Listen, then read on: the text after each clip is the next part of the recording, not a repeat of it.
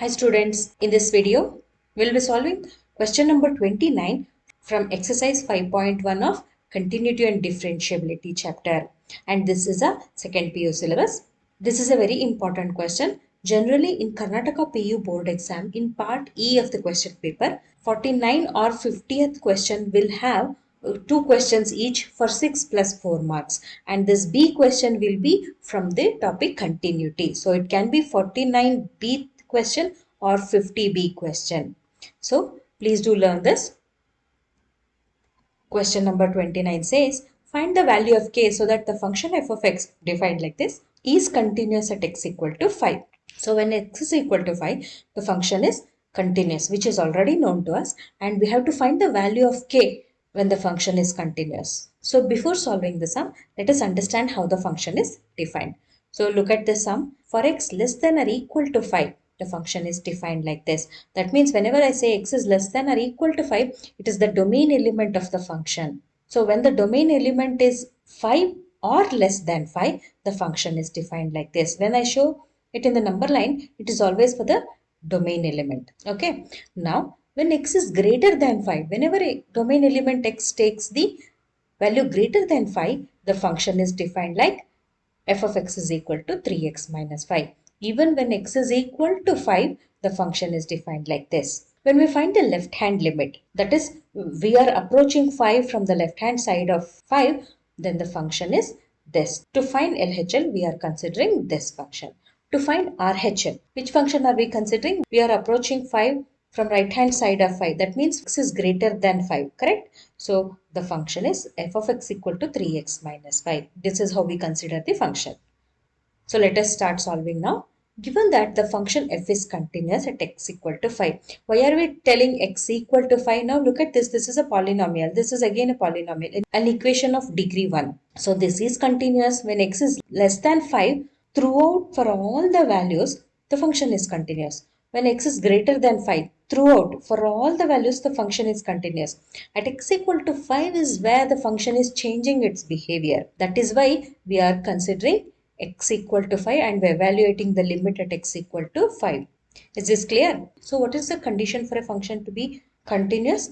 It is left hand limit is equal to right hand limit should be equal to value of the point where we are evaluating the limit, that is f of a. So we are applying this condition to the question number 29, that is LHL is equal to RHL is equal to f of 5.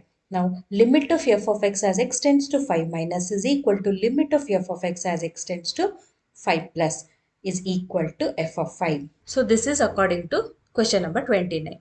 Now let us evaluate f of 5 first.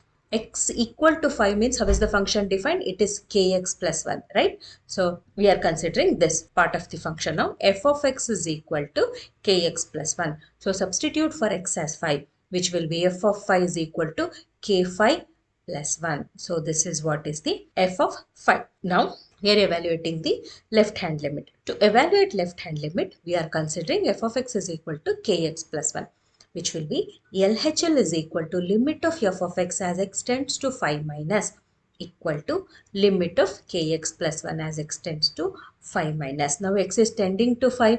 So what are we substituting in place of x when it is LHL? It is 5 minus h. H is a very small positive quantity. That means x is less than 5 but very close to 5. That is what we mean when we say 5 minus h. And h is tending to 0 is what we are taking the limit as. That means h is becoming smaller and smaller. That is what is the meaning. Limit of k into 5 minus h plus 1 as h tends to 0. This will be k into 5 minus 0 plus 1.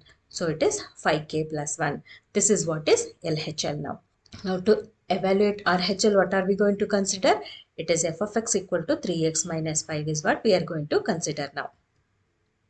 So RHL will be limit of f of x as x tends to 5 plus, that is equal to limit of 3x minus 5 as x tends to 5 plus. When x is tending to 5, what are we substituting for x here? It is 5 plus h.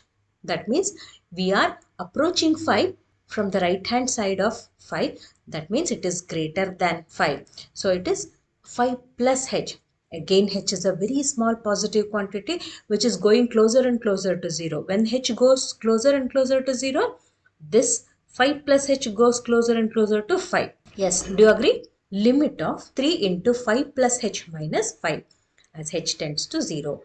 Again, here it is not taking any indeterminate value. That means direct application of the limit and substituting the value for h as 0. So it is 3 into 5 plus 0 minus 5.